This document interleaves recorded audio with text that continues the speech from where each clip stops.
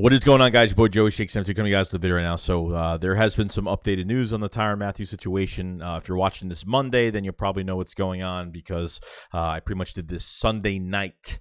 Eagles are making a strong push for Tyrann Matheiu, or trying to sign him. This is from CBS Sports.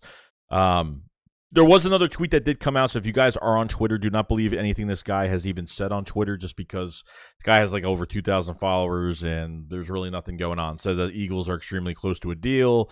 Looks like the Saints and Steelers are trying to make final pushes, but it looks like he's going to Philly. Do not believe any of that is going on. Just to let you guys know, because I don't believe any of it. I've never seen this guy in my life. He got a lot of hits, and it doesn't even matter at this point. But I just want to say that just in case you guys are on Twitter and you're seeing all that stuff, or you go on Google and you search it and that tweet definitely comes up, because it probably will come up because it's getting a lot of hits right now. Just to let you guys know, take it with a grain of salt, but Eagles need and desperately need Tyrann Matheiu, his leadership, and what he could do on the field, playing multiple positions and moving around the field for matchups. He could play corner, he could play in the box, he could play free safety. You could pretty much use him as that MalcolmJenkins piece that you do miss here.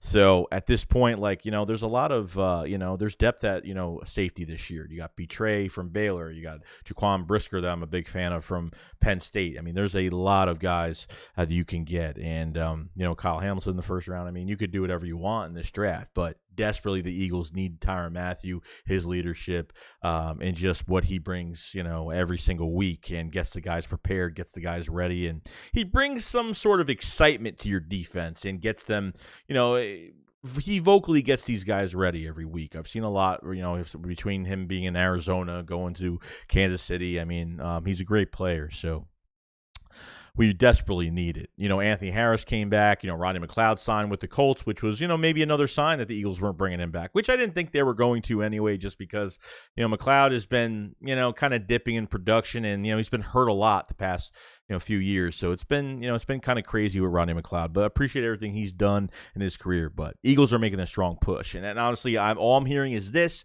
from last week when they had the virtual visit. He left the Saints without a deal, so trying to drive his market up a little bit. Now, I don't know if the Steelers are actually in this deal, just because Minkah Fitzpatrick is supposed to get a big contract, and I don't know if they're ready to sign a Tyrann Matheiu to their defense right now, or maybe I don't know if he even wants to go there at some point. So I'm hoping the Eagles get this done tomorrow, today, whenever you're watching this. I hope, and maybe, who knows, maybe by the time you guys see this, he'll already be signed, and I'll be missing all of this by the time I wake up and see what's going on.